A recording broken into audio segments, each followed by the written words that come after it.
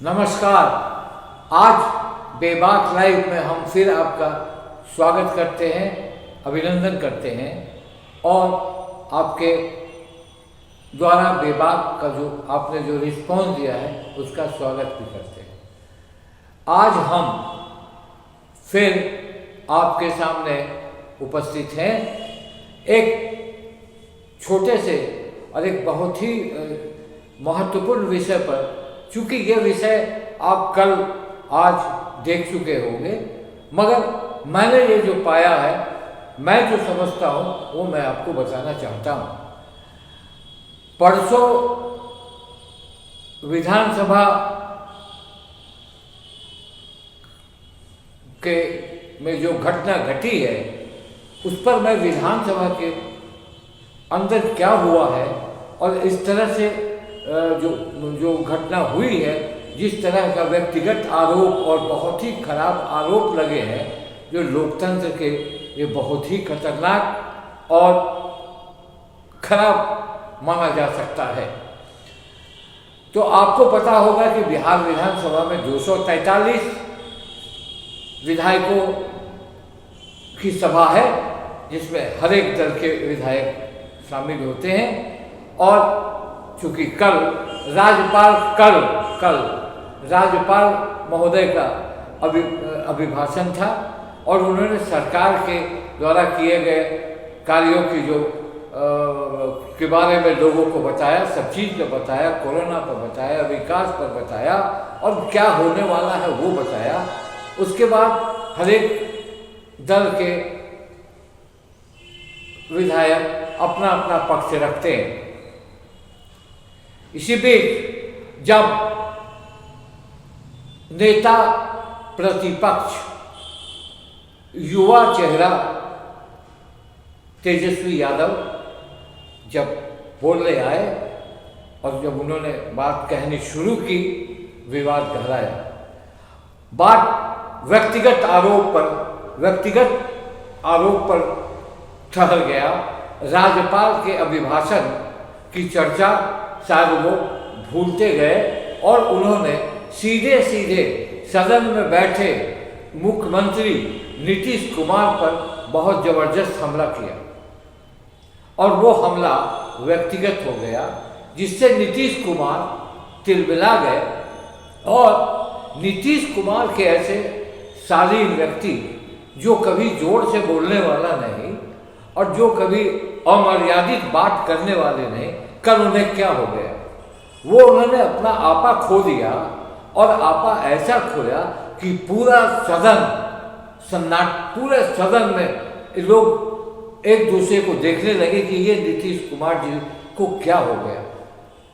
जिस तरह का नीतीश कुमार का ये गुस्सा था, मैं भी नीतीश कुमार जी के साथ काफ़ी दिनों तक मैंने उनका मेरा साथ है, मैं जानता हूँ उनको, मैंने उनके खबरों को कवर किया है, वो भी मुझे जानते हैं, मगर कभी उन्होंने उनके जुबान से अपशब्द नहीं निकला और कभी कड़े आवाज़ में उन्होंने बात नहीं की। उन्होंने जो बात की, विकास की बात की, भ्रष्टाचार की बात की, उन्होंने जीरो टॉलरेंस की बात की, उन्होंने भ्रष्टाचार से समझौता नहीं करेंगे उसकी बात की और विकास पर बात की और बड़े शालीनता से हमेशा से बात करते रहे। जब वो केंद्र में मंत्री भी थे तब भी उनकी बातों में वो गहराई और गंभीरता दिखती थी और हाल फिलहाल में भी वो गंभीरता दिखती थी। मगर कल क्या हो गया? कल ऐसा हुआ कि नीतीश कुमार इतने जोर से और इतने आपा खो बैठे कि पूरे सदन में हंगामा मच गया और चारों तरफ उनके जो विधायक 43 विधायक हैं वो पूरे तरीके से उनके साथ खड़े हो गए। इधर 110 की जो संख्या थी वो भी हंगामेदार होने लगे। अध्यक्ष जो अभी विजय कुमार सिन्हा जो अभी नए निर्वाचित हुए हैं, उन्हें भी सदन को संभालने में परेशानी होने लगी। तो क्या था बात और क्या ऐसा हुआ और बिहार विधानसभा में पहले क्या होता था? पहले मैं बताऊं कि बिहार विधानसभा का मैंने बहुत ही सत्र कवर किया। पहले जो हंगामे हुआ करते थे वो हंगामे व्यक्तिगत नहीं होते थे, वो हंगामा होता था किसी भ्रष्टाचार के मामले में, सरकार को घेरने की उसको हंगामा होता था, या कहीं कोई मैसेकर हो गया उसके लिए हंगामा होता था, कहीं कोई बात हो गई उसके लिए हंगामा होता था। पक्ष विपक्ष में भी उस समय हंगामा काफ़ी होता था, ऐसा नहीं होता था, मुद्दों को लेकर हंगामा होता था, 0 आवर में हंगामा होता था। मगर व्यक्तिगत आरोप मुझे याद नहीं है कि 2-3 घटनाओं को छोड़ के मुझे याद नहीं है कि इस तरह जो कल हुआ है ऐसा मैंने कभी नहीं देखा। पहले मुझे याद है कि कांग्रेस की एक विधायक हुआ करती थी ज्योति, वो बड़े तेज तर्रार विधायक थी अपने समय की, और नक्सल प्रभावित क्षेत्रों के बारे में उन्होंने एक टिप्पणी की थी कि सवाल किया था कि नक्सली के लोग पैरेलल सरकार चला रहे हैं, जिसमें सिद्धेश्वर प्रसाद जो बड़े पुराने कांग्रेसी रहे और उस समय ग्रामीण मंत्री थे, उन्होंने इसे गलत साबित किया था। तो ज्योति ने वो पूरे कागज को पटल पर इस तरह से फेंक दिया था, बहुत हंगामा हुआ था और बहुत तरह की बातें हुई थी। उसी तरह से संजीव कुमार टोनी वो हमेशा हंगामा करते थे। अजीत सरकार जो सीपीआई के विधायक थे पूर्णिया से, जो हंगामा करने में माहिर माने जाते थे, वो ये करते थे कि अपने कपड़े तक को फाड़ देते थे, मगर किसी व्यक्ति को इस तरह का आरोप और इस तरह का जवाब जो हुआ मैंने नहीं देखा था। मार्शल हुआ करते थे जो अध्यक्ष के निर्देश पर उठा के जो हंगामा कर रहे होते थे उनको बाहर फेंक दिया, बाहर ले जाते थे, उठा के ले जाते थे, जिसको देसी भाषा में टांगना कहते हैं। तो ये सारी बातें हुआ करती थी। मैंने लालू प्रसाद यादव को भी देखा था जब वो विधानसभा में विरोधी दल के नेता थे और उस समय शिवचंद्र झा जी विधानसभा के अध्यक्ष थे। कर्पूरी ठाकुर के मुद्दे पर लेकर वो भी हंगामा करते थे और आसन को हिला देते थे अपने हाथों से और वो बैठे रहते थे। उस समय भी पूरा हंगामा होता था। मगर कल क्या हुआ, कल के राज्यपाल के अभिभाषण के बाद जब तेजस्वी यादव ने बोलना शुरू किया और उन्होंने मुख्यमंत्री पर सीधे सीधे आरोप लगाया कि आप पर मर्डर का केस था, आप पर कॉपीराइट का मामला पे 25,000 का फाइन हुआ था। और इससे सबसे चौंका देने वाली बात ये हुई कि उन्होंने ये कहा कि आपने चुनाव के दरमियान जो भी बयानबाजी हुई थी सदन से पैदा न हो जाए इसलिए एक ही बेटा आपने रखा।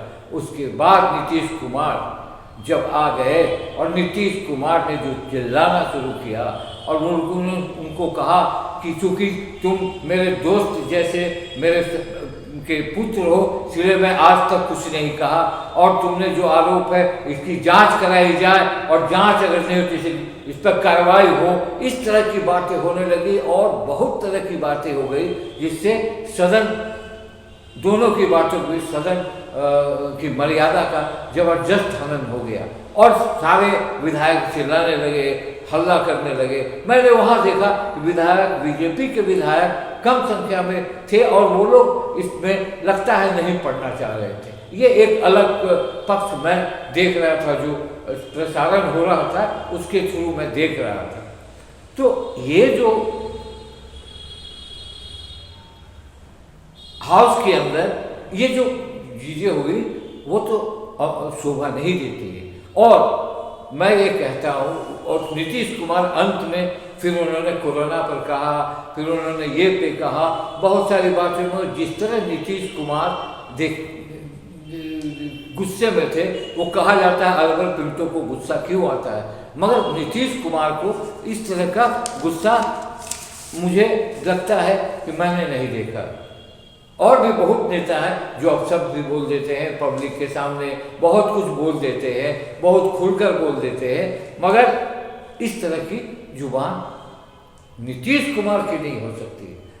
मगर नीतीश कुमार आरोप लगाया कि नीतीश कुमार चुनाव के दरमियान नीतीश कुमार भी थोड़े कुछ डिप्रेस्ड लग रहे थे और उनके ऐसे व्यक्ति जो बयान दे रहे थे कि 10 लाख नौकरी कहाँ से दोगे, तुम अपने बाप के घर से पैसा दोगे, तुम जेल से पैसा मंगाओगे, इस तरह के बयानबाजी नीतीश कुमार से नहीं लगता था। कुछ प्रेशर में थे और कल भी मुझे लगा कि नीतीश कुमार जैसे शालीन व्यक्ति कुछ प्रेशर में थे, इसलिए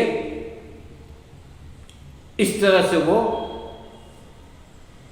बात उन्होंने की। क्योंकि नीतीश कुमार ने अपनी जिंदगी की 3/4 पॉलिटिक्स में गुजार दी है। केंद्र में मंत्री रहे, मुख्यमंत्री रहे, 15 वर्ष तक मुख्यमंत्री रहे, ये अब 16वें वर्ष में प्रवेश की, तो उनका अनुभव एक अलग ये करता है। और सदन में अगर जनता से जुड़े सवालों, जनता से जुड़ी चीज़ों को अगर आप लाना चाहते हैं तो विरोधी दल और पक्ष मुख्यमंत्री के बहुत सहयोग से, दोनों दल के सहयोग से ये काम होता है। मैं तेजस्वी यादव ऐसे नौजवान को सलाह दूंगा, ठीक है आपको नीतीश कुमार जी के उस बयान से परेशानी थी, आप नीतीश कुमार को एक्सपोज करना चाहते थे, तो उसका एक अलग प्लेटफॉर्म था। ये प्लेटफॉर्म उस तरह का एक्सपोज करने का नहीं था और इस प्लेटफॉर्म में आप राज्यपाल के अभिभाषण के पक्ष और विपक्ष की बात करने के लिए खड़े हुए थे और आपने वहाँ तक कह दिया कि आपने जनादेश की चोरी की है, आपको सरकार, आपको जनता ने नकार दिया है, जनता ने हमें वोट दिया है, 12,000 वोट हम आपको ज़्यादा है और हमें उस तरीके से किया। और आपने जिस तरह से बात की, कभी आप पलटू चाचा बोलते हैं, कभी कुछ बोलते हैं, ये सदन के बाहर मर्यादा की बात सब भी होती नहीं है, ये सदन के अंदर नहीं होना चाहिए। आप मैंने ये कहा कि नीति जिस तरह से आपका ग्राफ बढ़ा है आज की तारीख में जनता के बीच, आपको उसको मेंटेन करना है अगर लंबी राजनीति करनी है। जैसे आप कहते हैं कि अभी मैं 30 साल का हूँ, 40 साल और राज करूँगा और 40 साल और पॉलिटिक्स करूँगा, इसके लिए आपको बहुत ही कंपोज्ड होना होगा, बहुत ही शालीन होना होगा, बहुत ही अध्ययन करना होगा और जनता के बीच जाना होगा। और आप जैसे आपने कहा कि 19 लाख आप रोजगार, ठीक है उसकी आप लड़ाई लड़िए कि आप 19 लाख रोजगार आप कैसे देंगे, 1 महीने के अंदर नहीं देंगे। आपने ये कहा कि ये मामला फिर सड़कों तक आ जाएगा, फिर हम इस पर आंदोलन करेंगे। मगर मैं इन दिनों देख रहा हूँ कि जैसे केंद्र में नरेंद्र मोदी जी को व्यक्तिगत टिप्पणी राहुल गांधी करते हैं। मैं ये नहीं कहता हूँ कि आप ना करें, व्यक्तिगत टिप्पणी करते करते राहुल गांधी कहाँ पहुँचे हैं। आप अगर व्यक्तिगत टिप्पणी सिर्फ करेंगे तो आपका भी हक राहुल गांधी की तरह होगा। अगर आप कंस्ट्रक्टिव सरकार से मिल के, हाँ जहाँ सरकार गलत कर रही है वहाँ पर आप खड़े होइए और आपने मान लिया है कि मुझे ये जनादेश अब कबूल है, ये आपने विधानसभा में माना है। इसीलिए अगर आपको आगे चलना है तो आपको इन सब चीज़ों से दूर होना होगा, व्यक्तिगत टीका टिप्पणी नहीं करनी होगी। क्योंकि आप कुछ बोलते हैं तो फिर विपक्ष आपके खिलाफ, आपके परिवार के खिलाफ सबूत के साथ सामने आता है। इसीलिए आप जैसे चिराग पासवान बोलते बोलते, चिराग पासवान की क्या उपलब्धि हुई? चिराग पासवान ने सिर्फ नीतीश कुमार के हराने का ठिकरा अपने माथे पर रखा कि मैंने हराया, मगर उनकी क्या स्थिति हुई? आज की तारीख में चिराग पासवान को का जो पिता रामविलास पासवान का जो लोकसभा का सीट है वो भी आपकी उनकी माता रीना पासवान को नहीं मिला, वो सुशील मोदी को मिल गया। तो आपको क्या मिला?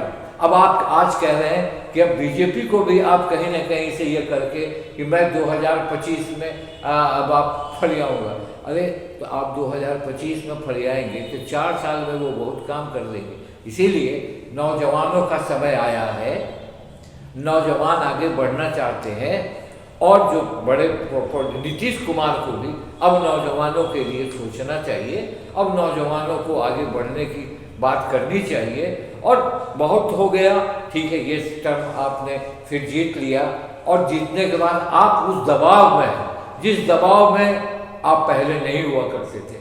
पहले आप अपने मर्जी के हिसाब से काम करते थे और अब नहीं करते हैं, नहीं कर पा रहे हैं क्योंकि बीजेपी आपसे बड़ी पार्टी हो गई और आप 43% गए।